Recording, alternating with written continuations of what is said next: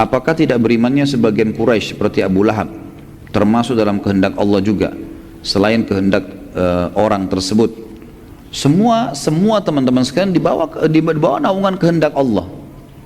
Perbuatan baik atau perbuatan buruk Allah yang ciptakan, dan semua pun kalau terjadi dengan izin Allah. Tetapi artinya gini, Allah ciptakan nikah sama zina misalnya ya. Allah perintahkan nikah, Allah larang zina. Allah yang ciptakan kan? Baik, kalau ada orang melakukan perbuatan nikah karena dia mengejar rahmatnya Allah, dapat pahalanya. Kalau dia mengerjakan zina, yang menciptakan dia, menciptakan perbuatan, yang menciptakan, memberikan dia energi, Allah juga. Tapi ini secara global masuk dalam, semua dengan izin Allah tentunya. Tapi ini dilarang. Allah sudah bilang akan kena ancaman, kena hukuman. Kalau kita bicara lingkup global, maka semua dengan izin Allah, nggak bisa lepas. Tetapi saya pernah jelaskan masalah takdir, ada yang sifatnya ikhtiar, namanya af'al ibad ya. Berhubungan dengan perilaku hamba-hamba. Kalau perilaku hamba-hamba teman-teman sekalian seperti misalnya menikah ya, melakukan kebaikan atau melakukan kejahatan, ini ikhtiar kita semua nih. Seperti contoh gini, teman-teman sekarang mau hadir di masjid sini, kan bisa hadir ya, pilihan siapa? Pilihan antum sendiri kan. Di luar sana juga mungkin ada orang berbuat maksiat, mungkin dia ke diskotik, mungkin dia berbuat haram, pilihan dia juga itu. Semua ini pun terjadi dalam lingkup masyiatillah.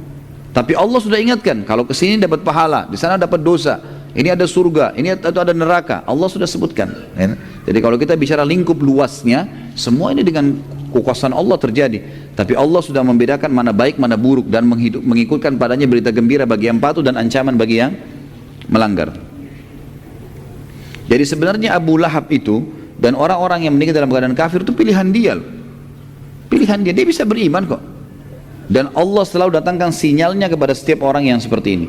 Jadi jangan difahami Allah memaksa atau ya tanda kutip ya, orang itu harus kafir atau orang ini harus beriman, tidak.